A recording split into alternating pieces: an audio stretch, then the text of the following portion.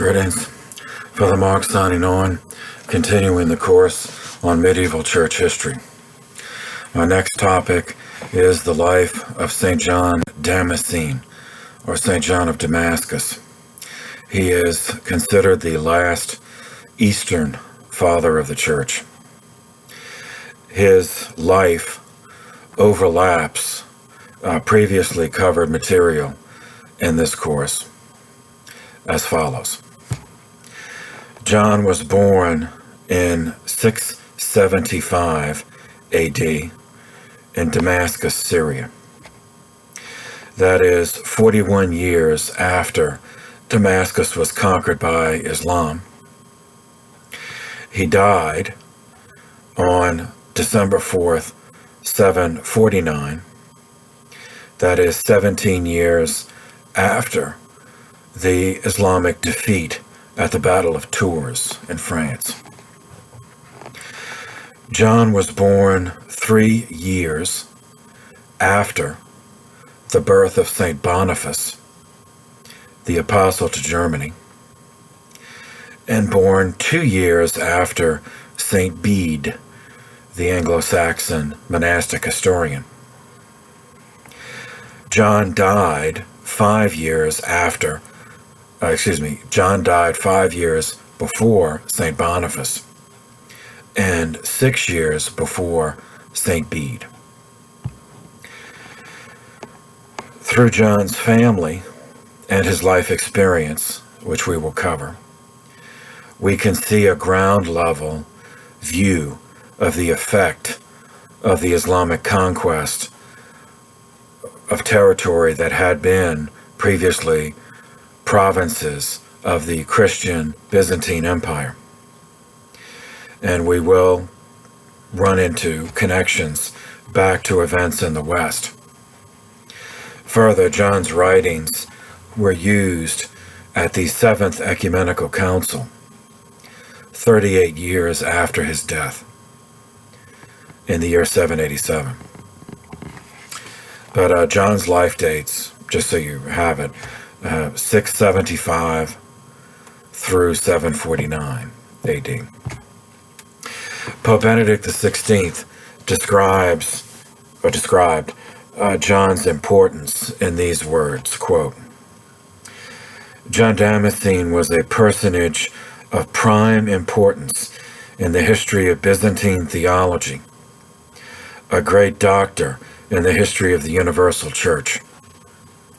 Above all, he was an eyewitness of the passage from the Greek and Syrian Christian cultures shared by the eastern part of the Byzantine Empire to the Islamic culture, which spread through its military conquests in the territory commonly known as the Middle or the Near East." End quote. In the year 674, 1 year before John's birth, Islamic armies laid siege to the Byzantine capital of Constantinople for the first time. As we covered in the unit on Islam, this siege lasted 4 years, until 678. The Byzantines survived because of a technological advantage, which they called naphtha, or Greek fire. Islam would return many times to the Byzantine capital to attempt to capture it, until they finally did in 1453 and renamed it Istanbul, which it remains today, is a city in Turkey. In the year 675, 1 year into that siege, St. John Damascene was born in Damascus into an ethnically Arab but religiously Christian family. His baptismal name was Mansur ibn Sarjun al-Taglibi. So the John later, that would be his name in religion. When he went into a monastery, he would be Brother John and then later became a priest. But his actual name, when he grew up, was Mansur ibn Sarjun al-Taghlibi. So Mansur, the son of Sarjun, which is the Arab rendering of Sergius. So Mansur, son of Sergius, of the al-Taghlibi. So the Banu Taghlibi were ethnically Arab, religiously Christian, originally from Central Arabia. Involvement in the Red Sea caravan trade, which we covered already, entailed routine journeys to Syria, leading some of the Banu Taghlib, or the Taghlibi, to establish a base in Damascus, the capital of Syria, in the 6th century AD, when it was still part of the Christian Byzantine Empire. John's family were Melkite Christians. Melkite is derived from a word meaning royal or king. Malik means king, so contextualized, it means that the Melkites were loyal to the Byzantines, the royalty, while they were still part of the Byzantine Empire.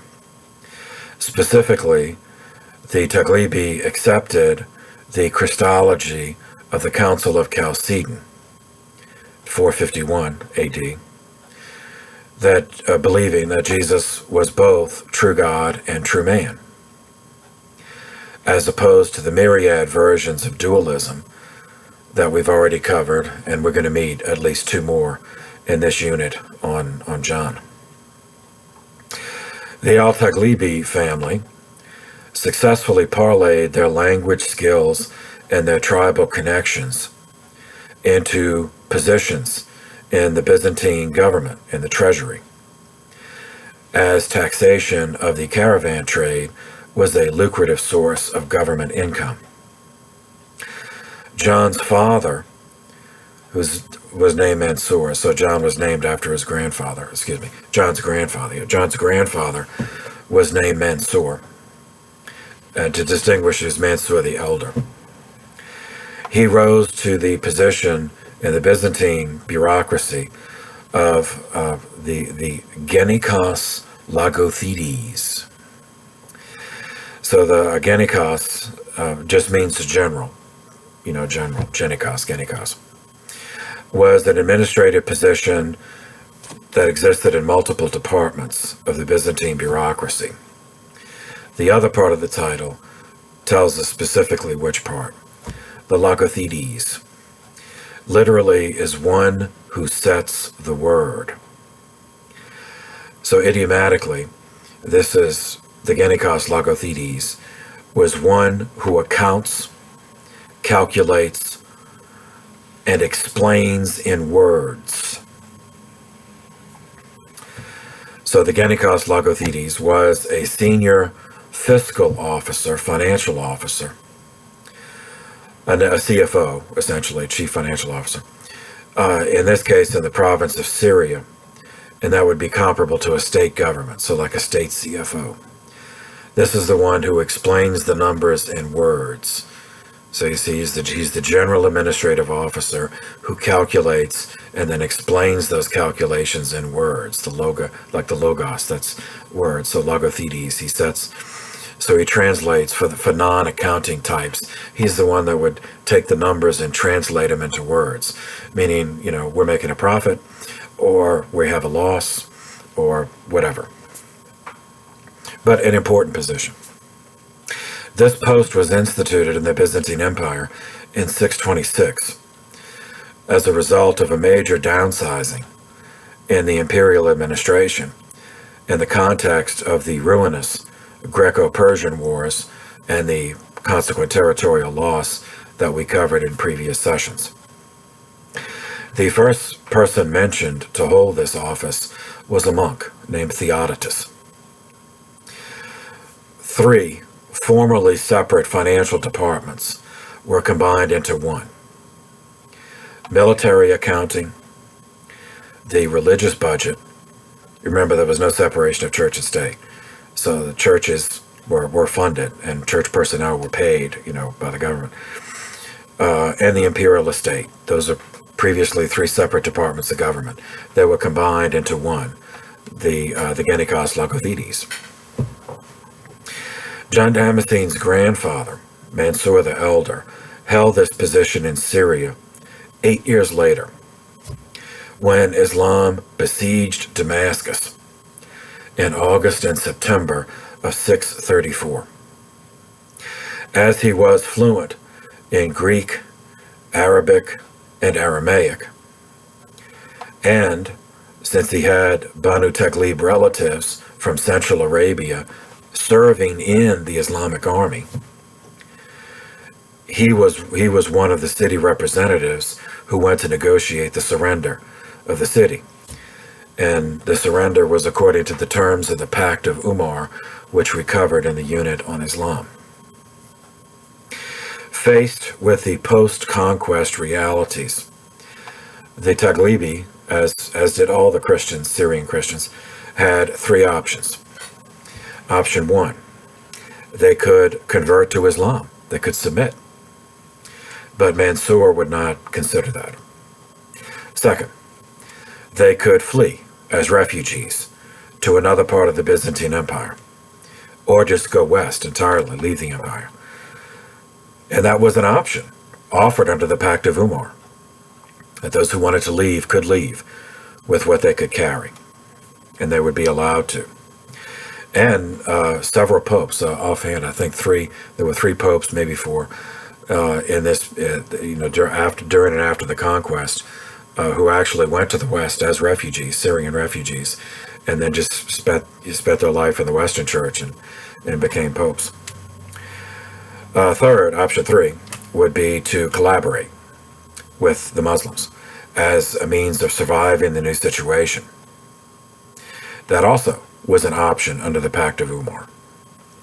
This third option is the one that Mansur the Elder chose, a decision made easier for the same reason that so many others made it, because they remembered living under the Sassanid, Persian, pagan, remember fire-worshipping pagans, during the Greco-Persian Wars. So at least the Muslims were monotheist, and they did not require abandoning Jesus. I mean, like you could still practice the faith, but modestly, meaning behind closed doors. This was the same, at least an analogous decision made by many of the old Roman patricians after the Western Empire fell and the Germanic successor kingdoms came into existence. Mansur the Elder, as well as his son Sarjun and his grandson Mansur the Younger, who became John Damascene, therefore paid the Christian tax, practiced their faith modestly, which means indoors, and to survive, to make a living, they exchanged their governing expertise and their language skills and their tribal connections for continuing their position in the treasury in the new Muslim empire. And remember, from the Islam unit, Damascus became the capital of the Islamic Empire in 634. This one Christian family was therefore positioned to witness and to an extent participate in the transitioning of the Islamic Empire. Mansur the Elder, John's grandfather, surrendered and made a life under the Rashidun caliphs. Those are the first caliphs, the first caliphate. His son Sarjun and his grandson Mansur the Younger, John Damascene, lived to see this proto-Islamic empire divide between the Sunni and the Shiite. And we'll explain all that in due course. Further, Sarjun and John had personal associations with some of the key figures in these changes, because Damascus was the imperial capital, at least for a time. John's father, Sarjun ibn Mansur al-Taglibi, succeeded his father in the year 661 to the duties of Genikos Logothetes for the Muslims. This happened to be, although it was not a coincidence, as we'll see, this was also the year of the first Umayyad Caliph, Muawiyah I. Muawiyah appointed him to that position. Okay, so the spelling. The Umayyad, that refers to a clan, the Banu Umayyah. It's spelled U-M-A-Y-Y-A,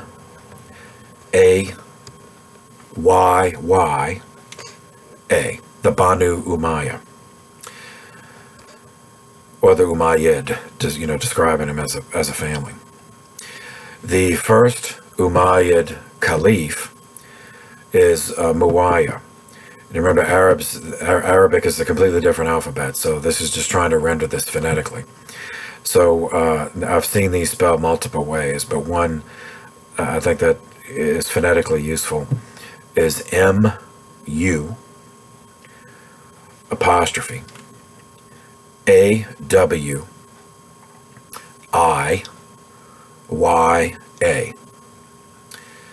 This is Muawiyah the First. Because there would be other caliphs that had that name, but he's also the first of the Umayyad caliphs. Okay, Muawiyah was a son of Abu Sufyan, whom we met in the session on the early life of Muhammad. Abu Sufyan was a member of Muhammad's tribe, the Quraysh, but of a different clan. Muhammad was of the Banu Hashim. Abu Sufyan was of the Banu Umayyah. Hence, they were based in Mecca, not Medina. Abu Sufyan initially opposed Muhammad because of Muhammad's attacks on the idol worship that took place within the Kaaba. And Abu Sufyan even led an army against Muhammad at the Battle of Uhud and won and actually defeated Muhammad. Remember, Muhammad was wounded in that battle. However, later, when Muhammad incorporated the Kaaba into Islamic practice through the Hajj pilgrimage, after removing the idols from inside, then Abu Sufyan submitted. He became a Muslim. And he remained loyal for the rest of his life. Abu Sufyan's son, Muawiyah, was honored as being one of the 14 scribes who stayed with Muhammad to record his words. So Muhammad never learned to write. And so his early words, like the Quran and the Hadith, those are written down by other people. And Muawiyah, for a time, was one of them. So a high honor. After Muhammad's death, the first caliph recognized by Sunni Muslims was Abu Bakr. Abu Bakr appointed Muawiyah, as well as Muawiyah's older brother, to senior positions in the army invading Syria. They remained after the conquest, solidifying Islamic ascendancy over the Levant, over these former provinces of the Byzantine Empire in the eastern Mediterranean. The second caliph was Caliph Umar I. He also was a member of Muhammad's tribe, the Quraysh, but of yet another clan, the Banu Adi, A-D-I. Caliph Umar is revered by Sunni Muslims as an ascetic warrior of irreproachable honesty. Caliph Umar appointed Muawiyah military and fiscal governor of the city of Damascus, as well as the territory that is now Jordan, in 639. Jordan only came into existence as the country that we know after the First World War. At the time, it would have been Bashan and Palmyra. In this capacity, Muawiyah met John Damascene's grandfather, Mansur the Elder, who was fulfilling the functions of the former Byzantine Genikos Logothetes under the Islamic system. the treasury officer. On his own initiative, and with his own resources from Damascus, Muawiyah captured the Christian cities of Caesarea and Ascalon, completing the Islamic occupation of the Holy Land in 641. Caliph Umar further organized the vast and expanding Islamic conquest into 13 provinces.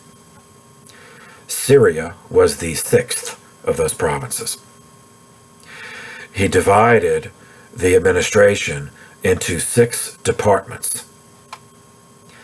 The 5th department was the position of the Sahib Bait ul Mal. So Sahib, that's just a general title of respect, the Sahib. This is the treasury officer. And this is the position occupied by John Damascene's grandfather.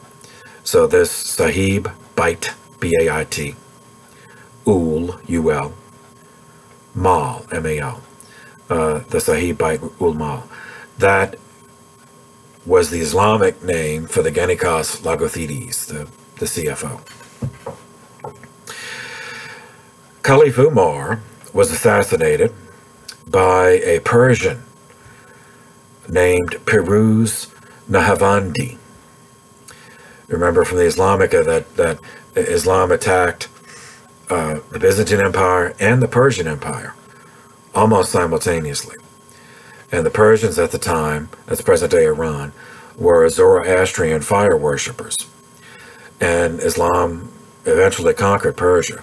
So this guy, Piruz Nahavandi, took exception to this.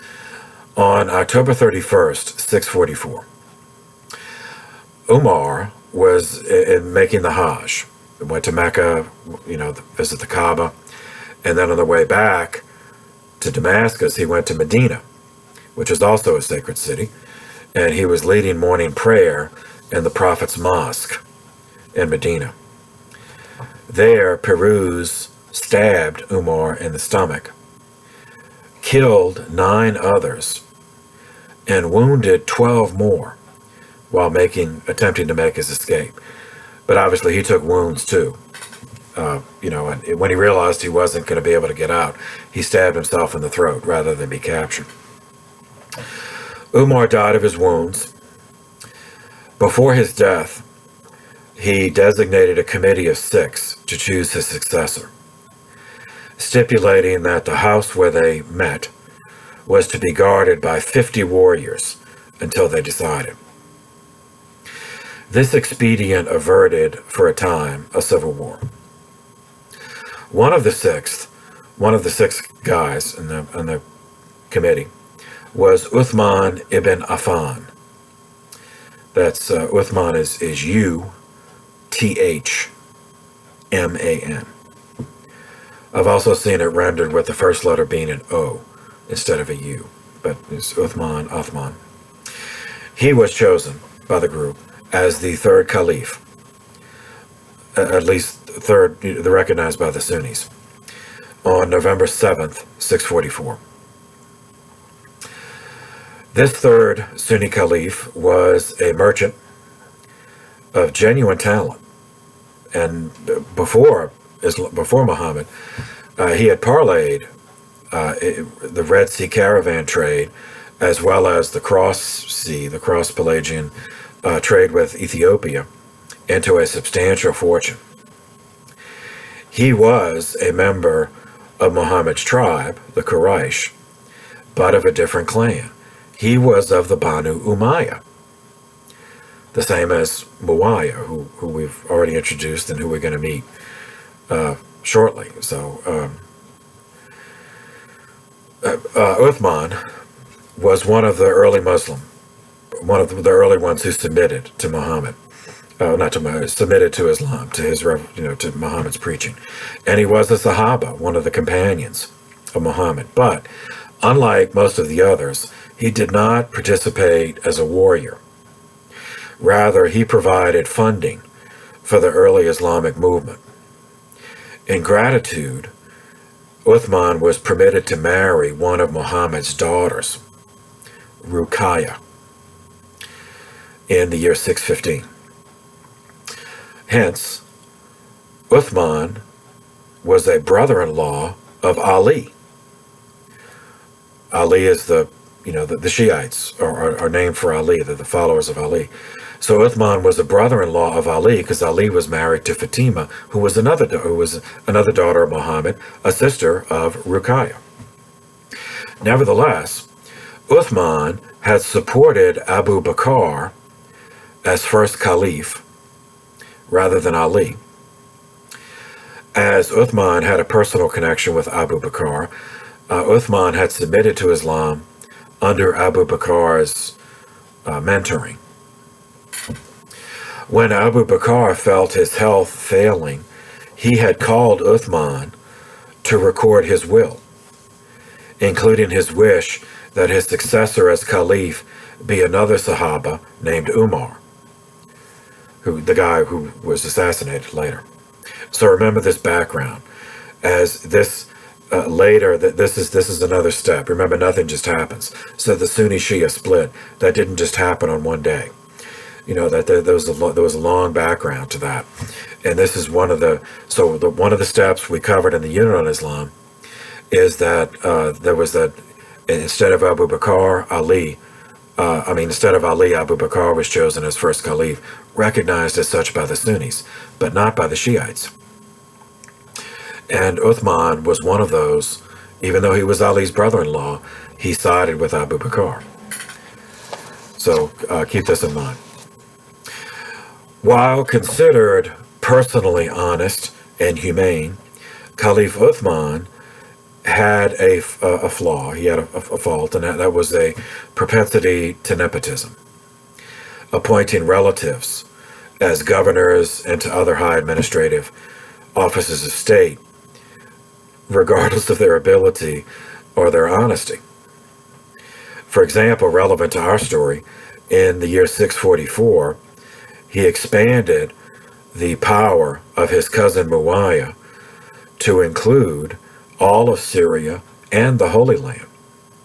So previously had been governor of the city of Damascus and the territory that on the eastern side of the Jordan River. So now he's made governor of Syria, which at the time would have included Lebanon and the Holy Land. In this capacity, now he has more resources. Muawiyah commenced the creation of an Islamic navy in the year 647 with the permission of cousin Caliph Umayyah. He occupied the Lebanese harbors of Tripoli, Beirut, and Tyre. At the time, Lebanon would have been called Phoenicia, as well as occupying the ports of Acre and Jaffa in the Holy Land. Through a combination of construction, purchase, and conscription, Muawiyah created a naval squadron. He ordered it to attack the Byzantine-held island of Cyprus in the year 648. The Cypriots fought off the first attack, but succumbed to the second, agreeing to pay the Muslims the same tribute or tax that they formerly had paid to the Byzantines, and accepted the Muslim use of their ports. Muawiyah used these ports of Cyprus as to stage additional naval raids on the islands of Crete, Rhodes, in 653. And that included destroying the Colossus of Rhodes, one of the seven wonders of the ancient world, because it was a pagan, a statue of a pagan deity, the Greek sun god Helios. It was about 108 feet tall. At least it was sheathed and it was bronze, at least sheathed in the bronze. Anyway, it was destroyed as a pagan idol. Okay, I paused there. So since I'm referring to all this geography, just so we're all, just to refresh our memories here. Okay, so see, it looks backwards to me here. All right, so here's the Holy Land, and here's present-day Lebanon. That would have been Phoenicia then, and Syria. These are where Muawiyah took the ports. Then attacked the island of Cyprus, took the ports there. At least had garrison stationed there, and then he moves to attack present-day Turkey under the Byzantines. It was called Anatolia. Attacked first from the south. That's the ancient province of Cilicia. That's where St. Paul was born. The city of Tarsus, where he was from, was in Cilicia. And then they just made raids, one port after another, around Anatolia, with the objective being up here, Constantinople, which is now Istanbul. So they tried many times to get it until they finally did in 1453. But this is so here's Muawiyah, based in Damascus here. See, Damascus. And then using, solidifying this whole area as his own power base. And the reason I'm spending so much time on this guy is he's eventually going to take over the Islamic Empire. He's the one that put John's father in the position that he had, and so set up John to be, what he eventually became. So I'll get it here anyway. So you got that.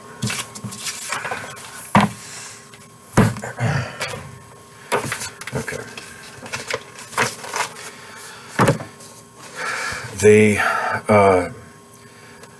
This brought, so attacking Cilicia, attacking Turkey from the south, brought him as he was rounding I won't do it again, but as he was rounding the first, that brought him to the ancient province of Lycia, Lycia, and the Battle of Phoenix, or the Battle of the Masts, Masts, mast on a ship, the Battle of the Mast, in the year 654. So Phoenix refers to a mountain in Lycia, and from the mountain on the mountain top, it overlooks the part of the Aegean where this battle took place. 500 Byzantine Greek ships faced 200 Muslim ships, yet the result was a complete victory for the Muslims, with the Greeks losing 400 out of their 500 vessels. This was the first major naval victory by Islam against the Greek navy in open water, and it was the harbinger of centuries of sea battles between the West and Islam in the Aegean, the Adriatic, and the Mediterranean seas. Up until the history of the United States, Thomas Jefferson, for example, he fought a war against Islamic pirates based in the Barbary Wars. So that's how long this was going on. So that battle was in 654.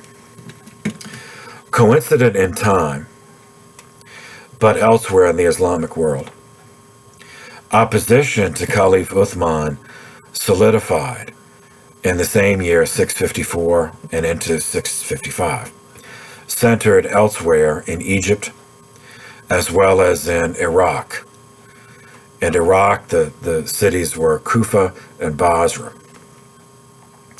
Ostensibly, complaints against Uthman vocalized criticism of his nepotism and his refusal to remove relatives who were incompetent.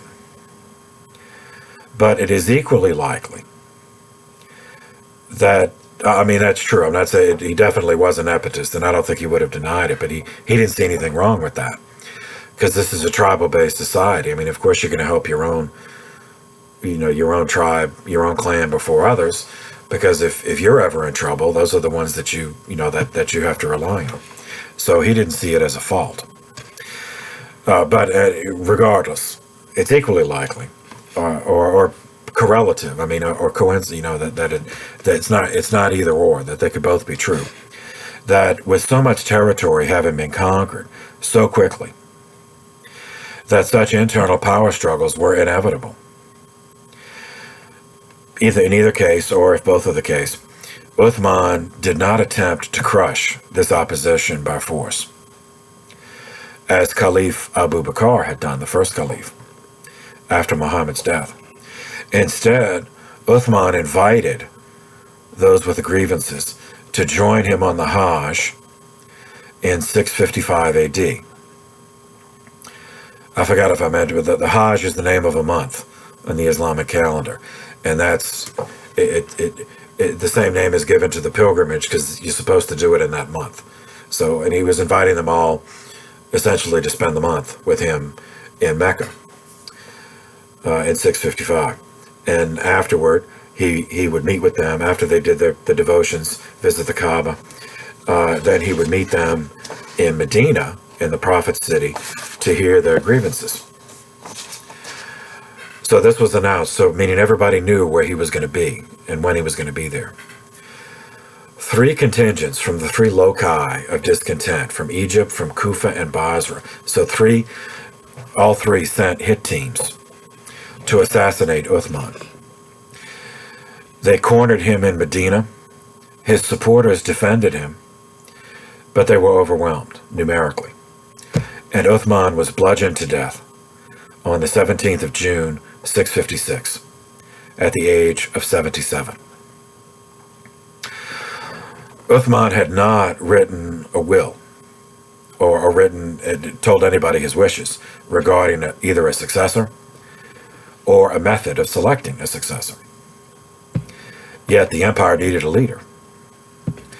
The rebels, for lack of a better term, the opposition, were themselves internally divided after the assassination, because their only point of unity was opposition to Uthman. But apart from that, they had different agendas. Sunni and Shiite historians differ on the immediate sequence of events in 656. But it appears that the rebels offered the caliphate to at least 3 well-respected Muslims who were Sahaba. And one of those was Ali, Muhammad's son-in-law, as well as a cousin by birth, son-in-law by marriage. It appears that all 3 initially refused, since they did not want to be tainted by accepting power from assassins. Yet without a swift decision, the Islamic world was in danger of dissolving into factionalism. That is the background necessary to understand a public gathering in the Prophet's Mosque in Medina on the 18th of June, 656. The other 2 candidates, the other 2 who had been offered the caliphate, there supported Ali. Said, if you accept it, then we'll support you. So the Sunnis recognized this as making Ali the 4th caliph, after Abu Bakr was first after Muhammad's death, then Umar, who was assassinated by Piruz, the Persian, and then Uthman, who was assassinated by these anti-Umayyad rebels. And then Ali would be the 4th. Now, Shiite historians believe Ali was the only legitimate caliph, so they recognized him as having been caliph since Muhammad's death in 632. On both sides, even Sunnis, who don't recognize Ali as the first caliph, they do acknowledge, and all the writers about this, at least those that I've read, acknowledge that Ali was deeply religious. I mean, a real true believer in Islam, and that he lived according to material simplicity, and that he had high moral standards, meaning that he could not abide the corruption of Uthman's relatives in high office. Against the warning of his supporters to move more cautiously and slowly, Ali ordered them all to step down. Naturally, they refused, and a 5-year civil war ensued, which Muslims call the first fitna, F-I-T-N-A. Fitna is just a word for strife, so the first internal strife, civil war. There is no indication that Muawiyah was personally corrupt, and he certainly was not incompetent. Although, he did get his position in Syria because he was related to Uthman, but other relatives of Uthman were incompetent or corrupt or both.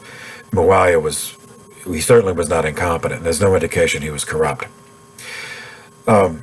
Yet he also was not disposed to passively accept Ali disgracing his fellow clansmen, the Banu Umayyah. So he joined the other Umayyad governors who refused to resign and demanded that Ali execute the assassins of their relative, Caliph Uthman. And they took Ali's refusal, or at least his inability, which is probably more the case, his inability to do so, as evidence that Ali was complicit in the plot. Ali was trapped in the predicament of the Roman Senate after the assassination of Julius Caesar. If Uthman was truly a corrupt caliph, then he was not rightly guided by Allah, or by Allah's will, and therefore, according to the ethos of the day, he deserved to be killed.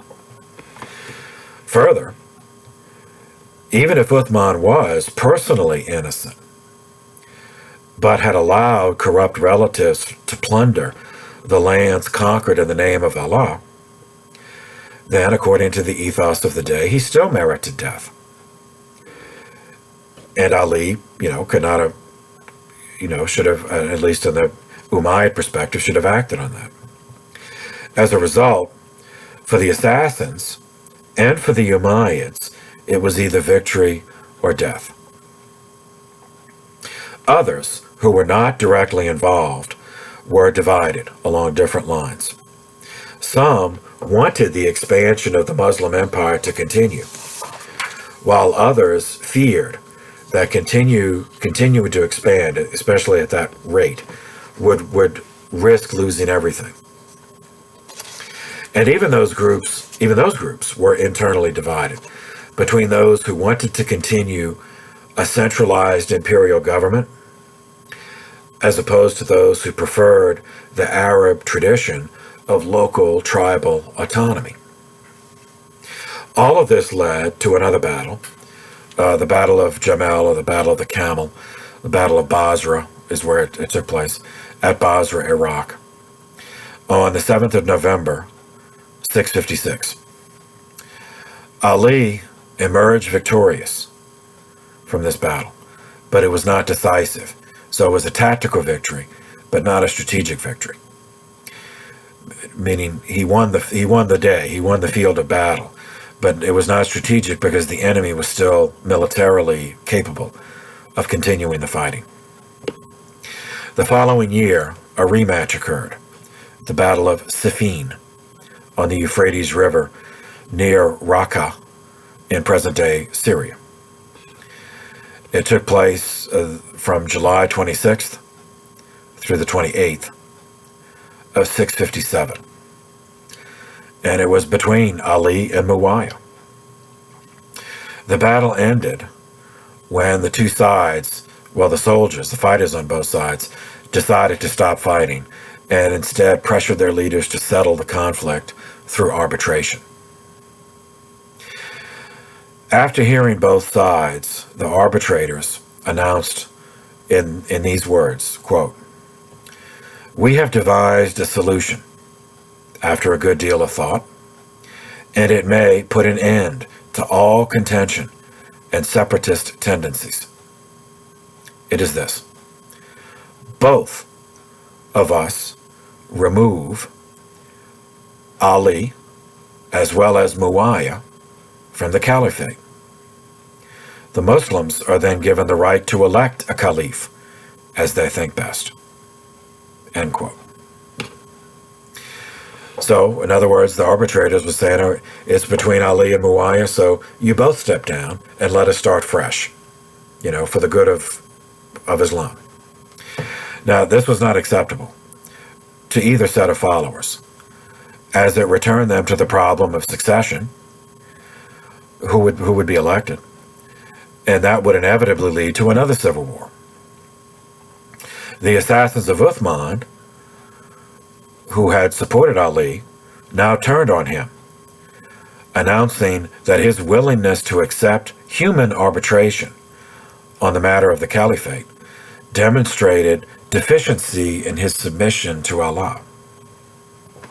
So they formed their own sect called the Kharijites.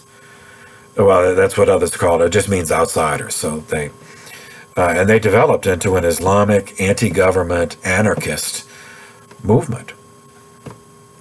Ali engaged them at the Battle of Nahrawan on the 17th of July, 658. Nahrawan is a canal near present-day Baghdad. It was fought between the armies of Caliph Ali and this anarchist group, the rebel anarchist group, the Kharijites. Of the 4,000 in the Kharijite army, 1,200 of them were won over by Ali, making a promise of amnesty, while a majority of the remaining 2,800 chose to fight, and most of them were killed in the battle. So this was a victory, both tactical and strategic victory for Ali. But some Kharijites survived, and Ali was stabbed by one of them with a poison-coated sword on the 26th of January, 661, while praying in the masjid, in the mosque in Kufa. He died 3 days later, on January 29th, at the age of 59. Ali's heir, his eldest surviving son, was Hassan. Hassan was elected caliph. This would be the fifth caliph in Sunni calculation, but the second caliph in Shiite calculation. But Hassan abdicated the caliphate to Muawiyah 7 months later, in August of 661, after an agreement was reached. This Hassan-Muawiyah treaty stipulated that Hassan ceded the caliphate to Muawiyah, but Muawiyah could name no successor. Instead, Muawiyah was to let the Islamic world choose the next caliph after his death, after Muawiyah's death. For the rest of his life, Hassan lived in Medina until he was assassinated by poison on the 1st of April, 670, on orders of Muawiyah, after Muawiyah decided that he wanted his son, Yazid, to succeed him. After Hassan's murder, the caliphate became a hereditary monarchy, with the Umayyad dynasty being the first. Meanwhile, after the treaty in August of 661, Muawiyah became caliph at the Mosque of Umar in Jerusalem, on the Temple Mount. He then visited and prayed at Golgotha and at Gethsemane. And in the Islam section, we went over about the role of Jesus in Islam.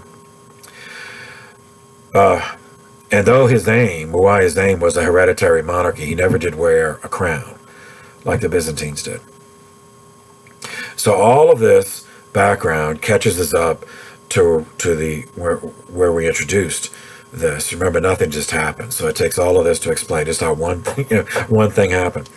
So this catches us back up to 661, when Muawiyah, now caliph, appointed John Damascene's father, Sarjun, to the position of the Genikos Logothetes, the chief financial officer, a position that Sarjun retained under the next four caliphs. So So 5 total, including Moiah. Ironically, owing to the civil wars within Islam, Moiah could trust Christians more than his fellow Muslims, at least for the moment. This was pointed out to him by a young Arab Christian poet, it's Ghiyath, but he's better known as Al-Aqtal, meaning the loquacious. But his name was Ghiyath ibn Gwath ibn al-Salt ibn al-Tariqa al-Taglibi. So the al-Taglibi should be familiar because he was of the Banu Taglib. He was of the same clan as John of Damascus, John Damascene. And like them, he was an Arab Christian, a Melkite Christian.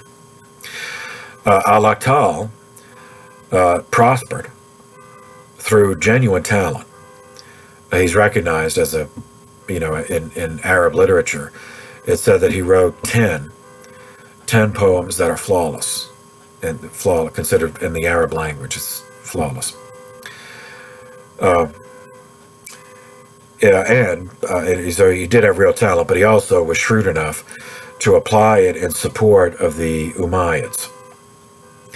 This brought him to the attention of Moiah and further increased the status and usefulness of the Christian Banu Taglib to the new Sunni Umayyad dynasty.